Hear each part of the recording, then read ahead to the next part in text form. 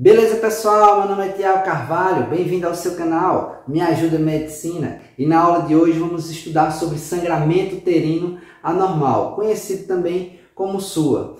E sangramento uterino anormal é todo sangramento proveniente do útero com características diferentes. E aí você me pergunta, que características são essas, Tiago? Pois bem, na aula de hoje nós vamos estudar o que é normal ou patológico dentro de um ciclo menstrual. Beleza, pessoal? Vamos estudar sobre a sua regularidade, o seu volume, a sua frequência e a sua duração. E vamos dividir também as causas. O que é que pode estar provocando esse sangramento uterino anormal naquela mulher? Um assunto muito importante para que a gente venha estudar, porque as mulheres que sofrem de sangramento uterino anormal possuem, existem repercussões muito negativas, tanto social, laboral e psicológica na vida dessas mulheres. Então é muito importante conhecermos bem sobre esse assunto para podermos ajudar na qualidade de vida dessas mulheres. Beleza, pessoal? E se você chegou até aqui, deixa aquele like para valorizar o nosso trabalho. E se até o final do vídeo eu conseguir lhe ajudar,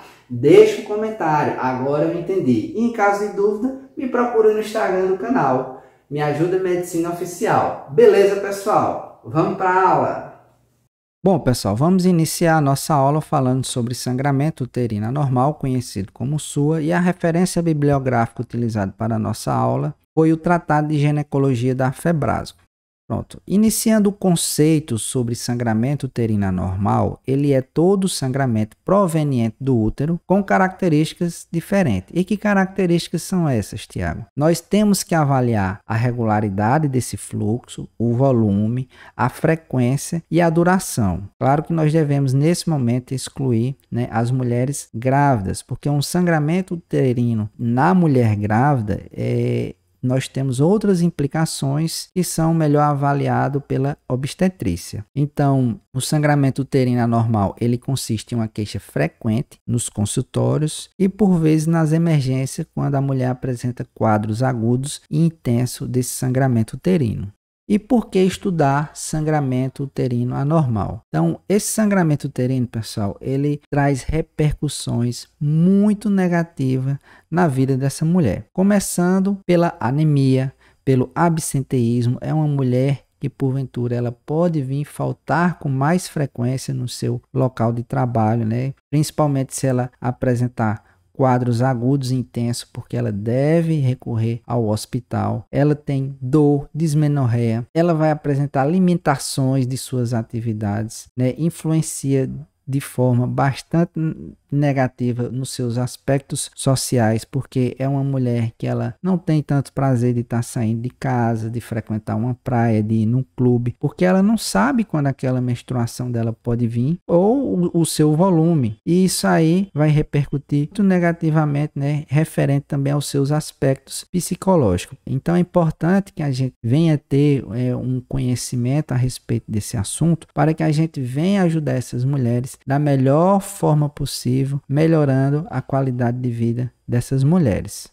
Beleza, pessoal? Bom, e o SUA é uma condição frequente, de etiologia múltiplas. Nós vamos ver que existem várias causas e que pode ocorrer em qualquer fase do período reprodutivo da mulher, inclusive no período antes da reprodução. Nós vamos ver aqui. Mas nós devemos ter também na mente os conceitos de normalidade da menstruação. O que é que nós temos como uma menstruação normal ou anormal? Então, nós devemos avaliar, a duração do ciclo. O ciclo menstrual da mulher, ele possui uma média de 28 dias, mas a mulher também ela pode vir a menstruar num período compreendido entre 24 a 38 dias. Isso também é considerado como normal. Mas mulheres que possuem um ciclo menstrual menor do que 24 dias, nós chamamos isso aí de menstruações frequentes ou de polimenorreia, que é um termo que já está entrando em desuso. Isso pode estar relacionado com o encurtamento da fase proliferativa do seu ciclo menstrual. Eu não vou entrar em detalhe aqui nesse quadrinho, porque isso aqui é um assunto sobre ciclo menstrual. menstrual. Inclusive, nós já temos uma aula no canal sobre ciclo menstrual. Eu vou deixar o card aí em cima. Se alguém tiver interesse, depois pode estar conferindo melhor aí a nossa aula sobre ciclo menstrual. Beleza, pessoal? E uma mulher que ela possui um ciclo menstrual maior do que 38 dias, nós chamamos isso aí de menstruações infrequentes ou de oligomenorreia, que é um termo também que já está entrando em desuso. Então, quando isso acontece, nós podemos suspeitar de anovulação, né? Essa mulher ela não está ovulando. Beleza, pessoal? Vamos passar.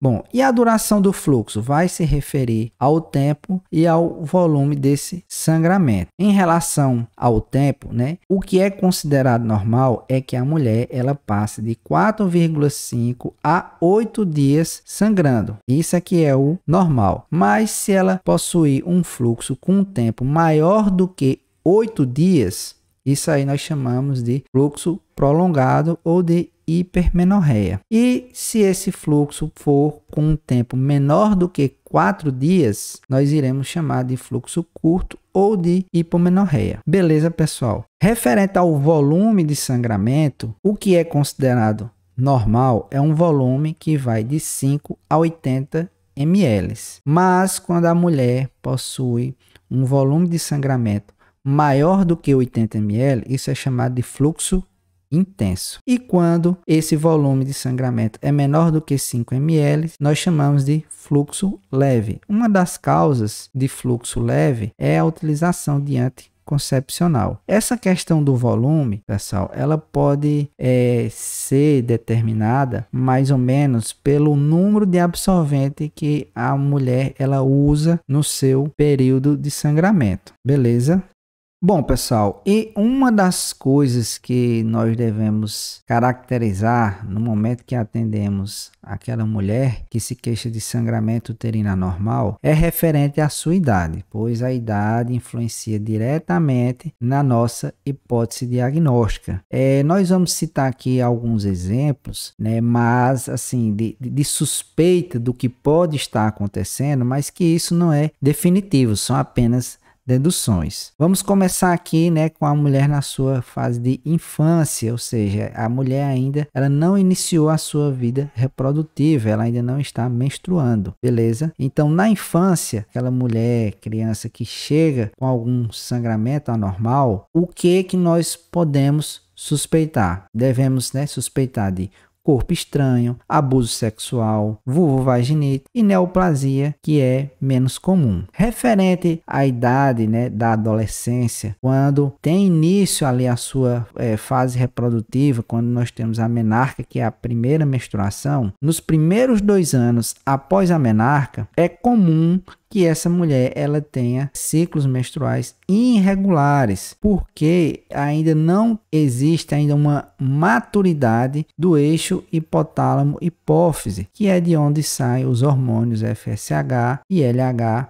né, para iniciar ali o desenvolvimento dos folículos ovarianos, para que eles também venham iniciar a sua produção de estrogênio e progesterona. Então, nesse período, é comum que ocorra uma irregularidade por conta da imaturidade ainda dos seus hormônios ali do eixo hipotálamo-hipófise. Beleza, pessoal? Já nas mulheres que se encontram numa faixa etária de 20 a 40 anos, né, o sangramento anormal tem muita relação com lesões estruturais a nível do próprio órgão, excluindo causas obstétricas. Beleza?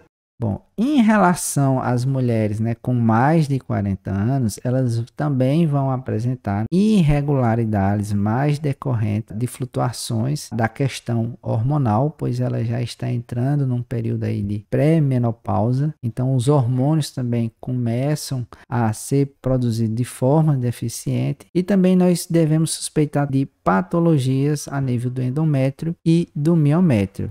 Mas que isso não é nada, pessoal, definitivo, né? São as nossas primeiras hipóteses diagnósticas. Referente ao climatério, que é no pós-menopausa e na senescência, predominam as causas endometriais. Beleza, pessoal?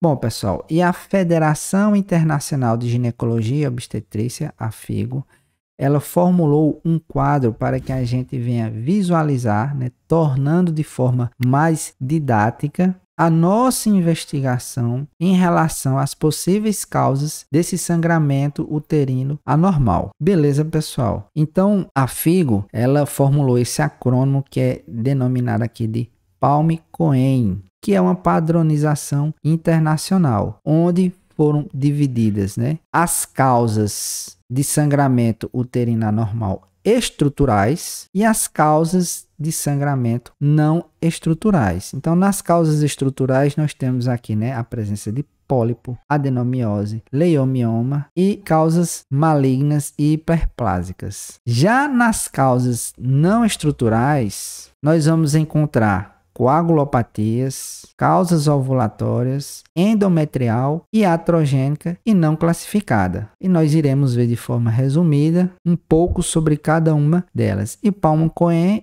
nada mais é do que, né, a sigla da primeira letra de cada uma dessas causas. P-A-L-M, Palm, C-O-E-I-N, Cohen. E eu destaquei aqui para vocês que, referente às causas estruturais, elas podem ser avaliadas mediante exames de imagem e histopatológico. Beleza, pessoal? E nós vamos falar agora sobre cada uma dessas causas. Bom, pessoal, no P de Palm, nós temos aqui como a primeira causa estrutural o pólipo, que são projeções de tecido glandular com pedículo. Eles possuem uma enorme fragilidade vascular, por isso que sangram com facilidade. Estão mais presentes em mulheres que se encontram na peri e pós-menopausa, né? São responsáveis pelo aumento do volume menstrual e menstruações irregulares, sangramento pós-coito, aquela mulher que termina a sua relação sexual e inicia um sangramento uterino. Pode ter sido provocado pela presença do pólipo, principalmente quando esse pólipo ele se encontra ali na região do colo uterino, e são responsáveis também por sangramento intermenstrual. Quanto ao diagnóstico e tratamento, eu coloquei aqui de forma resumida, até porque cada um dos temas que nós iremos abordar aqui, eles são vistos de formas mais específicas e detalhadas na ginecologia. Mas uma das formas da gente diagnosticar, né, o pólipo é através da ultrassonografia transvaginal, histeroscopia ou exame especular quando esses pólipos se encontram ali na região da cervice do colo uterino. Beleza, pessoal? Como tratamento, é instituída a polipectomia para as pacientes sintomáticas. Eu coloquei esse quadro aqui para chamar a atenção também, porque a presença dos pólipos, eles podem atuar como fatores de risco para a transformação maligna. E quando é que esses pólipos podem vir a ser causas de transformação maligna? Eu não estou dizendo que vai ser não, né? Mas existe uma chance maior para que isso aconteça. Em mulheres pós-menopausa, mulheres com mais de 60 anos, pólipos que possuem um tamanho igual ou maior que 1,5 centímetros e mulheres que estão fazendo uso de tamoxifeno para o tratamento de cear de mama. O A do Palm, nós temos aqui a adenomiose, que é outra causa estrutural de sangramento uterino anormal. E o que é a adenomiose? É a infiltração de tecido endometrial no miométrio, no músculo do útero. E ela é responsável, né, por uma sintomatologia variável e está relacionado essencialmente com a profundidade de instalação desse tecido endometrial no músculo do útero, né, no miométrio. Pode ser diagnosticado através da ultrassonografia transvaginal, mas a ressonância magnética tem uma maior acurácia, então sendo um exame de imagem preferível para o diagnóstico da adenomiose. Quanto ao tratamento, né, existem várias linhas aqui. Pode ser utilizado, né, de forma contínua o progestogênio, né, agonistas do hormônio GnRH, inibidores da aromatase, uso de DIU com liberação de levonorgestrel e a histerectomia também pode ser instituída como tratamento definitivo. Então esses são os tratamentos disponíveis que vai ser instituído, né, pelo médico ginecologista em conjunto com sua paciente que porventura tenha sido diagnosticada com adenomiose. Bom, chegou agora a vez do L do Palm, que é o leiomioma, que são tumores benignos no músculo liso do endométrio. Então, eles são classificados, segundo a FIGO, em submucoso, intramurais e subserosos. Tá aqui essa imagem. Então, aqui nós temos aqui a formação de um leiomioma submucoso, que fica logo abaixo da mucosa uterina. Temos esse aqui intramural, que fica bem no centro do miométrio, e os subserosos, que ficam abaixo da serosa que recobre o útero. Mas olha, não é qualquer mioma que provoca sangramento. Isso aí vai depender tanto da sua localidade quanto do seu tamanho, né? Os que causam SUAS são aqueles com componente submucoso, né? Miomas intramurais grandes, né, que distendem o endométrio adjacente, também pode provocar esse sangramento. Os submucosos, né, são os mais presentes nas causas de SUA. Quanto ao diagnóstico, o leiomioma ele pode ser diagnosticado através da ultrassonografia transvaginal, onde o médico ultrassonografista, no seu laudo, ele vai descrever o tamanho, o número e a localização do leiomioma em relação à parede do útero. Os leiomiomas eles podem ser únicos, múltiplos e grandes, como nós estamos vendo aqui na imagem. Quanto ao tratamento, pode ser instituído a miomectomia esteroscópica, ou seja, apenas a retirada ali parcial do tumor benigno, sem necessidade de retirar todo o útero. A miomectomia esteroscópica ela pode ser utilizada principalmente nos leiomiomas submucosos, mas a depender, né, da extensão de envolvimento ali da parede uterina, a única alternativa talvez seja a histerectomia, ou seja, a retirada de todo o útero dessa paciente. O que pode vir a ser ruim quando essa paciente ela ainda não tem uma prole definida, ela não tem filhos e ainda deseja engravidar. Assim, é um momento delicado que deve ser tratado e conversado com essa paciente quando a única solução é a histerectomia. E eu trouxe aqui para vocês essa segunda parte para comentar com vocês de como deve vir o laudo da ultrassonografia transvaginal, porque é a partir do descrito no laudo que vai ser definida o método cirúrgico, se miomectomia ou se histerectomia. Então, no laudo deve vir descrito o tamanho do mioma, né, as suas medidas, se menor do que 2 centímetros, entre 2 e 5 centímetros ou maior do que 5 centímetros. Penetração na parede endometrial, se ocorre nenhuma penetração, até 50% e maior do que 50%. A largura de base, até 1/3, entre 1/3 e 2/3 e maior do que 2/3 de tamanho, e a sua localização, se inferior, médio e superior. Então, com todas essas informações em mãos, é estabelecido um score para determinar o nível de complexidade que vai ser essa cirurgia. Então, quando nós temos um score que vai de 0 a 4, nós teremos uma miomectomia de baixa complexidade, score de 5 a 6, uma miomectomia complexa, e com um score maior que 7, a histeroscopia já não é mais indicada e realmente nesse momento a histerectomia é que passa a ser o tratamento de escolha. É importante também comentar com essa mulher, coloquei até aqui no quadrinho de vermelho, né? Alertar para a necessidade intraoperatória da conversão da cirurgia para histerectomia. Então, nós devemos também alertar essa mulher e mesmo já decidido a realização de uma miomectomia, no momento, né, a complexidade do procedimento pode aumentar e a histerectomia poderá ser necessária no momento. Beleza, pessoal?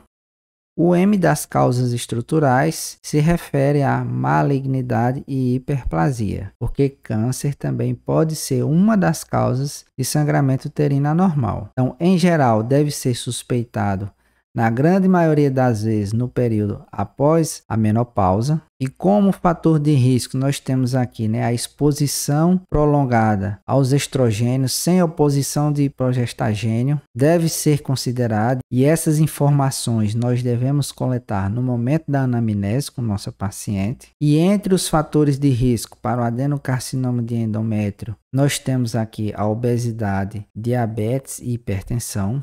A atenção também deve ser dada para o câncer de colo de útero, que é a quarta neoplasia mais frequente entre as mulheres no Brasil e que está diretamente relacionada com a infecção pelo vírus HPV. Quanto ao tratamento, a depender do tipo de câncer, e a localidade onde ele se encontra, pode ser realizado um procedimento cirúrgico com conização, radioterapia e quimioterapia, sendo a prevenção para o câncer de colo uterino devendo ser realizada através da vacina tetravalente contra o vírus do HPV, que combate os sorotipos 6, 11, 16 e 18. Quanto às causas não estruturais do sangramento uterino, no C do Cohen nós temos aqui as coagulopatias. E nós temos aqui descrito algumas das prováveis patologias referentes às coagulopatias, como a doença de von Willebrand, púrpura trombocitopênica, disfunções plaquetárias, doenças hepáticas, lembrando que no fígado são produzidos alguns dos fatores de coagulação, e se não me falha a memória, são os fatores 2, 7, 9 e 10, são produzidos pelo nosso fígado. Espero que eu não tenha errado, comenta aí. Hemofilia e leucemias. Então, se a suspeita do sangramento uterino está nos levando para uma coagulopatia, é muito importante, no momento da anamnese ali da história clínica do paciente, perguntar sobre a presença ou ocorrência de todas essas situações na sua historinha. Beleza, pessoal? No O do Cohen, nós temos aqui os distúrbios ovulatórios, que é o sangramento vaginal devido às alterações no mecanismo neuroendócrino que controla o ciclo menstrual. Então aqui nós já iremos investigar toda a dinâmica hormonal que existe entre o FSH, LH, estrogênio e progesterona. Nós devemos suspeitar de distúrbio ovulatório em pacientes que se encontram nos seus extremos reprodutivos, pacientes ali no início da sua vida reprodutiva, ali pós-menarca, ou período pré e pós-menopausa, mulheres obesas, estresse, pois o estresse eleva os níveis de cortisol e o cortisol promove interferência na dinâmica dos hormônios reprodutivos, SOP, que é síndrome do ovário policístico, e pacientes com problema de tireoide, além de outros problemas, mas esses são os principais. Então, muitos dos sangramentos são intensos, irregulares e prolongados, devido ao estímulo endometrial pelo estrogênio sem ação da progesterona. Porque qual é a função do estrogênio? Principalmente, ele atua na primeira fase do ciclo menstrual, promovendo a proliferação do endométrio. Mas no momento em que nós temos a atuação da progesterona, a progesterona bloqueia parte dos receptores de estrogênio, impedindo que aquele endométrio se prolifere de forma excessiva. Mas sem a progesterona, o estrogênio vai promover uma intensa proliferação endometrial, causando uma das formas de sangramento uterino. E nesse último tópico, no período reprodutivo, ali na idade de 20 a 40 anos, a causa mais frequente de anovulação é a síndrome dos ovários policísticos, a SOP. No E do Cohen, nós temos aqui distúrbios que envolvem o endométrio.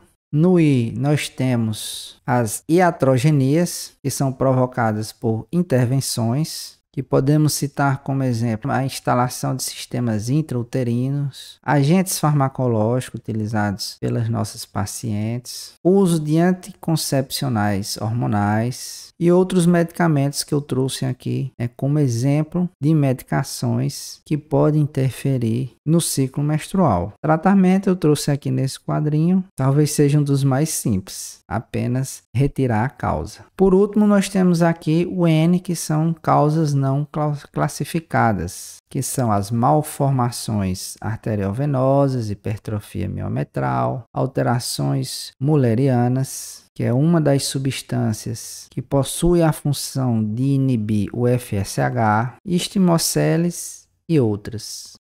Quanto ao diagnóstico, pessoal, de qualquer uma das causas que foram abordadas aqui com vocês, é de extrema importância seguirmos o quê? A história clara do sangramento e anamnese detalhada dessa paciente, realização do exame físico geral, abdominal e pélvico. Não é só porque é uma queixa de sangramento que nós devemos negligenciar a avaliação dos outros sistemas, como eu citei aqui a tireoide, que também pode ser uma das causas por provocar sangramento uterino anormal. Solicitação do beta-HCG, principalmente em mulheres que estejam na idade reprodutiva, para saber se talvez a ausência de sangramento não está sendo causada por uma gravidez. Hemograma completo, avaliação ultrassonográfica para afastar causas estruturais, pois as causas estruturais elas são diagnosticadas mais precisamente através de exames de imagem. E na dúvida ou para uma investigação mais detalhada, também podemos fazer um estudo da cavidade endometrial através da esteroscopia, biópsia e curetagem. Nós também podemos avaliar causas sistêmicas e para isso nós podemos solicitar um hemograma completo, tempo de sangramento, coagulação, contagem de plaquetas e função da tireoide. E no geral, pessoal, de forma resumida, o tratamento ou vai ser cirúrgico ou vai ser farmacológico. É claro que referente aos tratamentos eu falei de forma bastante resumida, porque cada um desses temas são abordados de formas individualizadas, pois cada um desses temas são capítulos específicos da área da ginecologia. Beleza, pessoal?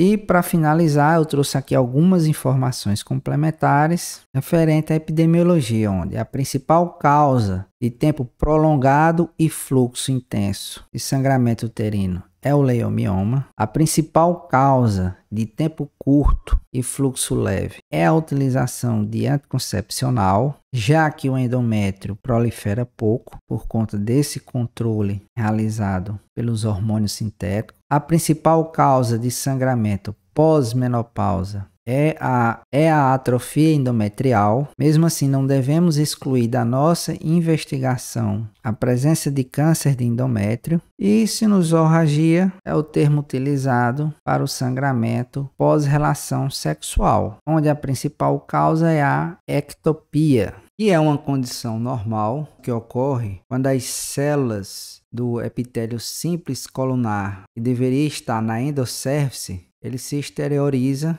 ocupando ali espaço da ectocérvice. Essa ectopia ela é perfeitamente visualizada durante o exame especular. É uma condição fisiológica normal em mulheres que estão utilizando anticoncepcional e que a mulher ela não precisa se preocupar, nós devemos tranquilizar ela, né? Aquela mulher que chega com queixa de que sangra logo após a relação sexual, nós devemos a princípio realizar o exame especular para identificar a presença da ectopia e mais uma vez excluir a presença de neoplasia.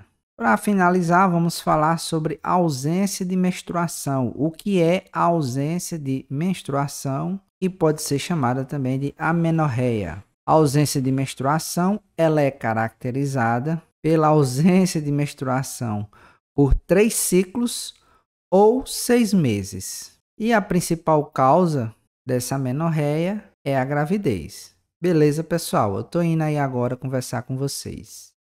Beleza, pessoal? Estou aqui de volta. E aí, gostaram da nossa aula sobre sangramento uterino anormal? Se eu conseguir lhe ajudar, deixa um like, deixa aquele comentário. Agora eu entendi, Tiago. E se você quer participar da nossa família, se inscreve no nosso canal. Se ficou dúvida, nos procura no Instagram do canal Me Ajuda Medicina Oficial. E eu gostaria também de aproveitar o momento e agradecer ao meu professor de ginecologia, Reinaldo Real, um importante ginecologista aqui do estado do Rio de Janeiro, que me ajudou tirando algumas dúvidas para a elaboração dessa aula para vocês. Muito obrigado, professor! Nos vemos na nossa prova! Então, pessoal, lembre-se, nem só de pão viverá o homem, mas também de muito estudo. Deus abençoe a todos e até o nosso próximo encontro!